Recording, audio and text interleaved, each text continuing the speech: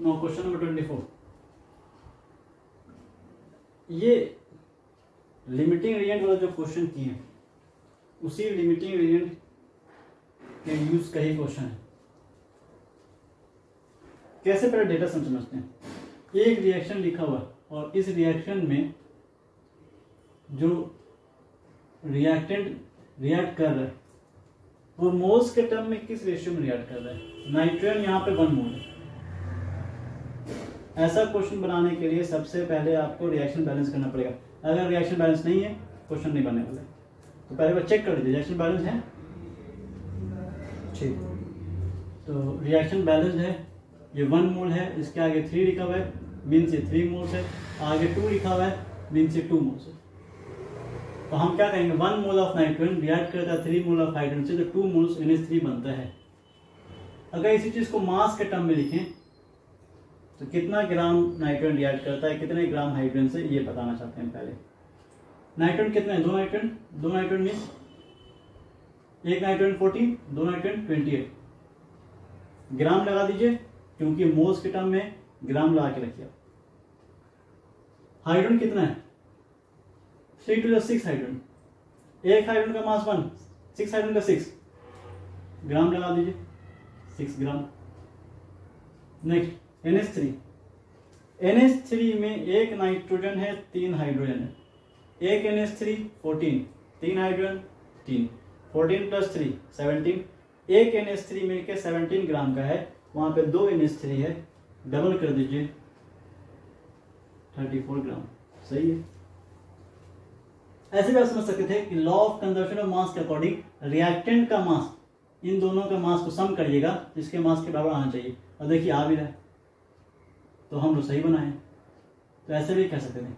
अब क्वेश्चन के डेटा के अकॉर्डिंग आते हैं कि वो एक्चुअल में क्या कह रहे हैं। उसके हिसाब से कहना है कि अगर 2000 ग्राम मास दे दिया, 2 × 10⁻³ ग्राम नाइट्रोजन हम लोग दे दिए और 1 × 10⁻³ ग्राम हाइड्रोजन सप्लाई कर दिए, तो NH3 कितना ग्राम बनेगा, NH3 कितना ग्राम बनेगा ये बताइए।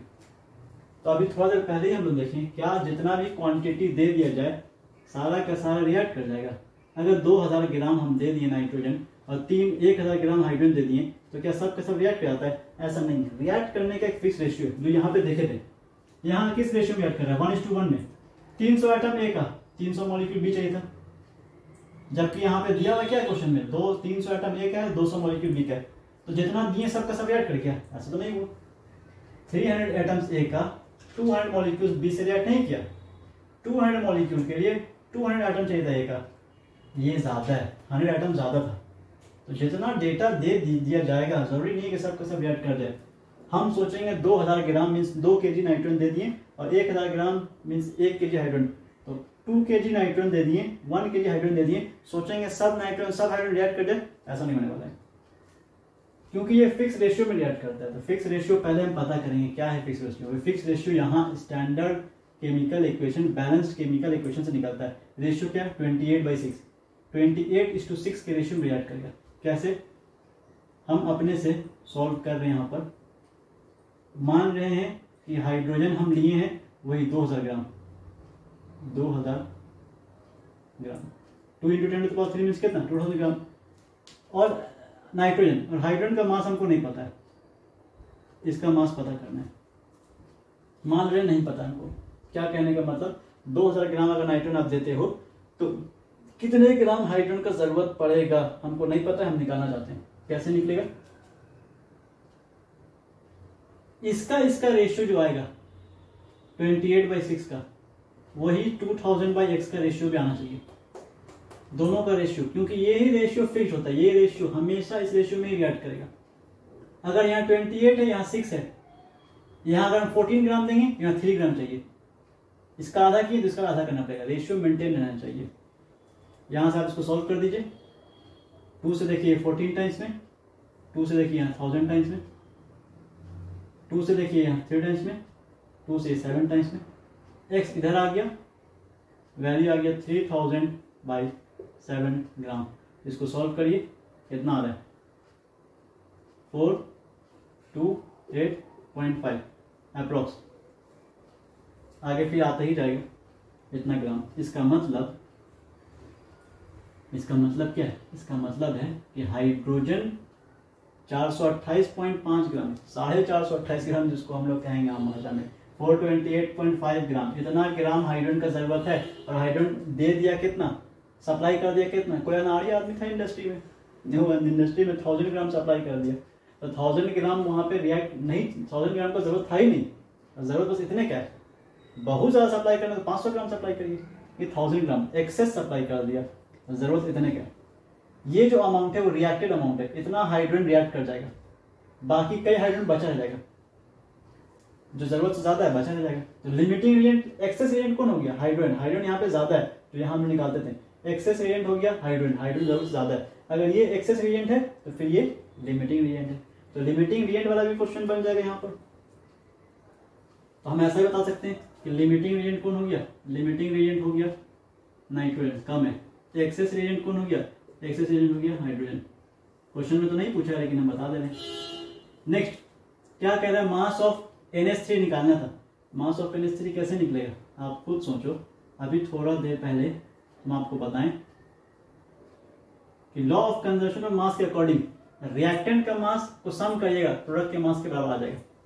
तो प्रोडक्ट का मास निकालना है तो रिएक्टेंट के मास को सम कर दीजिए।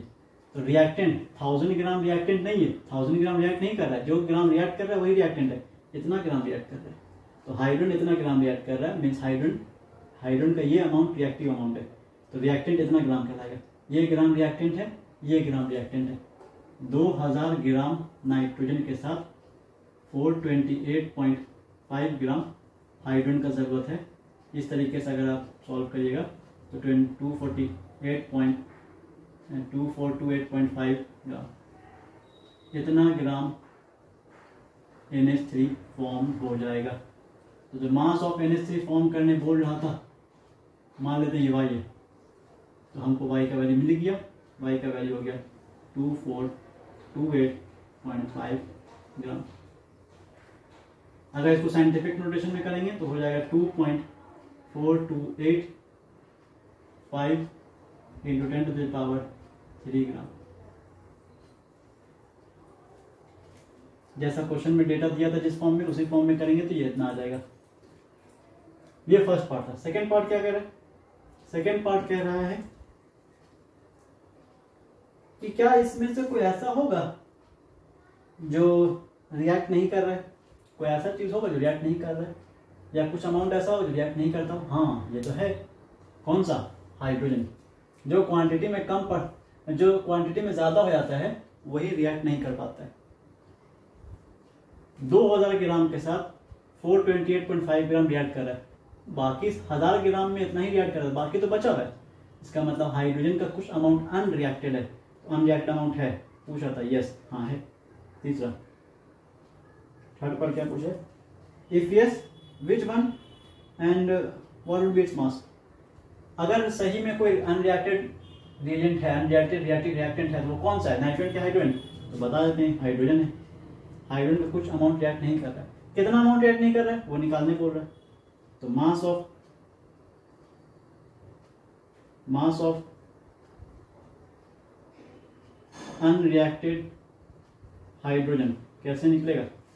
टोटल कितना हाइड्रोजन दे दिया था? 1000 ग्राम। रिएक्ट कितना कर गया? रिएक्ट कर गया 428.5 ग्राम। तो जो बच गया वो अनरिएक्टेड है, तो कितना बच जाएगा? 571.5 ग्राम। देख लीजिए सबट्रैक्शन सही है कि नहीं। सही नहीं होगा तो आप चेक करके मैच करके सही कर लेंगे। इस तरीके से क्वेश्चन नंबर 24 हो गया। Okay, over.